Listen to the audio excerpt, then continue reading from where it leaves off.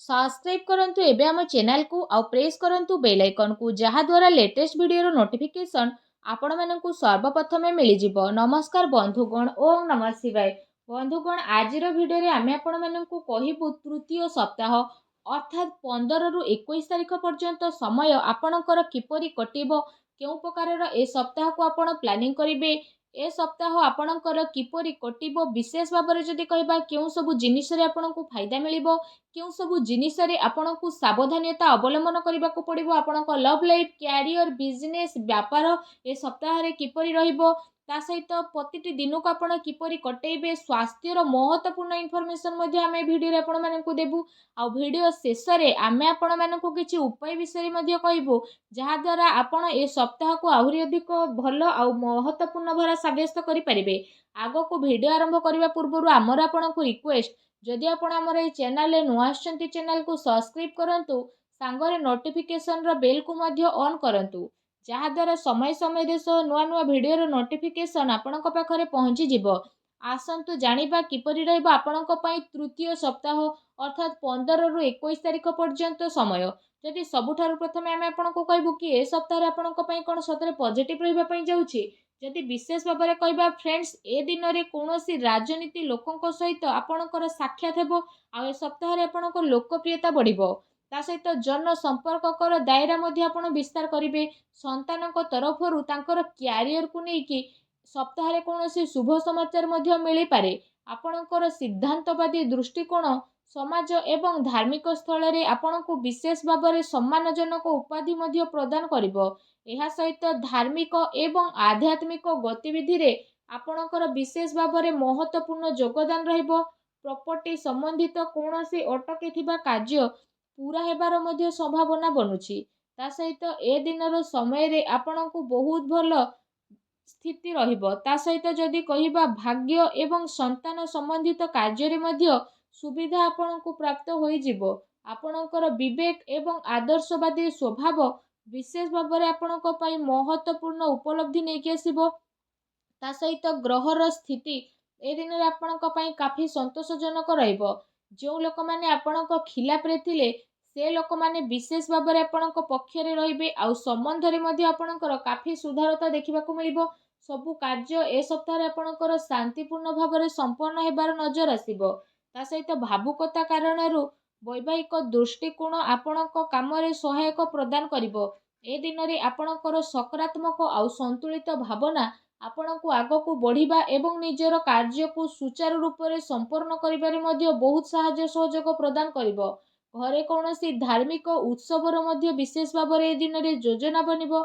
आपण पुणी थरे निजे निजकु ताजा विशेष भाବରେ अनुभव करिवे। एहा सहित जदि कहबा अटकी थिबा पेमेंट मध्ये मिलिबा कारणरू विशेष भाବରେ आर्थिक स्थिति रे आपणकर काफी टाइम पर्यंत सुधार आसीबो, जहा द्वारा आपणको काफी खुशी मिलिबो एवं आपणक मन बहुत ही प्रसन्न रहिबो।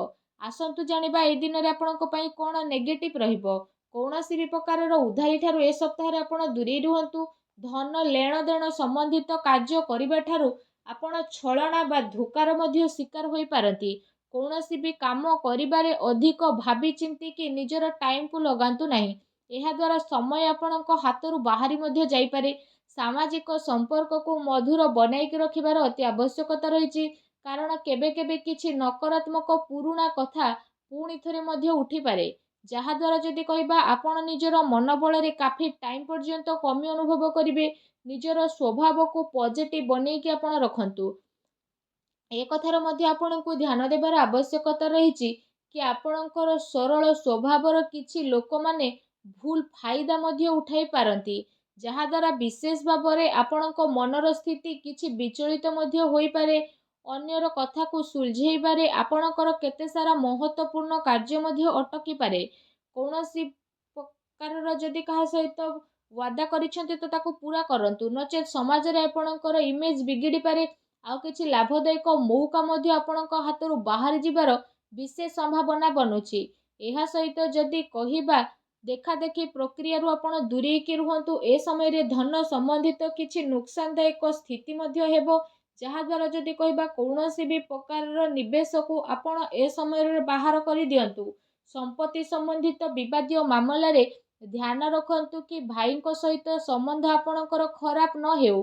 ପିଲାଙ୍କର ଗତିବିଧିରେ ଧ୍ୟାନ ରଖିବାର ଅତି ଆବଶ୍ୟକତା ରହିଛି। ତାଙ୍କର କୌଣସି ଭୁଲ ଆଦତ ବା ସଙ୍ଗତି ଆପଣଙ୍କୁ ପ୍ରୋବ୍ଲେମରେ ପକାଇପାରେ। ସେସବୁକୁ ସକାରାତ୍ମକ କାର୍ଯ୍ୟରେ ଆପଣ ନ୍ୟସ୍ତ କରିବା ଅତି ଆବଶ୍ୟକ ରହିଛି, ଯାହା ତାଙ୍କର ଭବିଷ୍ୟତ ପାଇଁ କାଫି ଲାଭଦାୟକ ସିଦ୍ଧ ହେବ। ଆସନ୍ତୁ ଜାଣିବା ଏ ଦିନରେ ଆପଣଙ୍କର ଲଭ୍ ଲାଇଫ୍ କିପରି ରହିବ। ଘରର ମାହୋଲ ଅନୁଶାସିତ ଏବଂ ଖୁସିଭରା ମଧ୍ୟ ରହିବ। ପ୍ରେମ ସମ୍ବନ୍ଧରେ ମର୍ଯ୍ୟାଦା ବନେଇ ରଖିବାର ଆବଶ୍ୟକତା ରହିଛି। ଆପଣ ଆପଣଙ୍କର ସମସ୍ୟାକୁ ସୁଲଝେଇବାରେ ନିଜର ଜୀବନସାଥୀ ଆଉ ପିଲାଙ୍କର ପୁରା ସହଯୋଗ ମିଳିବ, ଯାହାଦ୍ୱାରା ଆପଣଙ୍କର ଆତ୍ମବିଶ୍ୱାସ ମଧ୍ୟ କାଫି ଭଲ ବନିକି ରହିବ।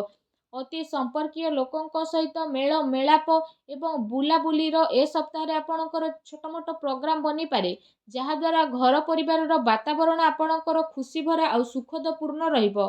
ଆସନ୍ତୁ ଜାଣିବା ଏ ସପ୍ତାହରେ ବିଶେଷ ଭାବରେ ଆପଣଙ୍କ ବ୍ୟବସାୟ କ୍ୟାରିୟର କିପରି ରହିବ। ଯଦି କହିବା କାର୍ଯ୍ୟସ୍ଥଳରେ ନିଆଯାଇଥିବା ଠୋସ୍ ନିର୍ଣ୍ଣୟ ଆପଣଙ୍କ ପାଇଁ ବହୁତ ଭଲ ରହିବ ଆଉ ସଫଳତା ମଧ୍ୟ ଆପଣଙ୍କୁ ଅବଶ୍ୟ ମିଳିବ। ଏ ଦିନରେ ମାର୍କେଟିଂ ତଥା ପେମେଣ୍ଟ କଲେକ୍ଟ କରିବା ଯେଭଳି କାର୍ଯ୍ୟରେ ଆପଣ ଆପଣଙ୍କ ଟାଇମକୁ ସ୍ପେଣ୍ଡ କରିବେ, ସେୟାର ଏବଂ ରିସ୍କ ପ୍ରଭୃତି କାର୍ଯ୍ୟରେ ବିଶେଷ ଭାବରେ ଦୂରେଇକି ରୁହନ୍ତୁ। ଆପଣଙ୍କ ସହ ଛଳନା କିମ୍ବା ଧୋକାଧଡ଼ି ମଧ୍ୟ ହୋଇପାରେ। ଚାକିରିରେ କୌଣସି ପ୍ରକାରର ସ୍ଥାନ ପରିବର୍ତ୍ତନ ବିଶେଷ ଭାବରେ ଆପଣଙ୍କ ପାଇଁ ଯୋଗ ବନୁଛି।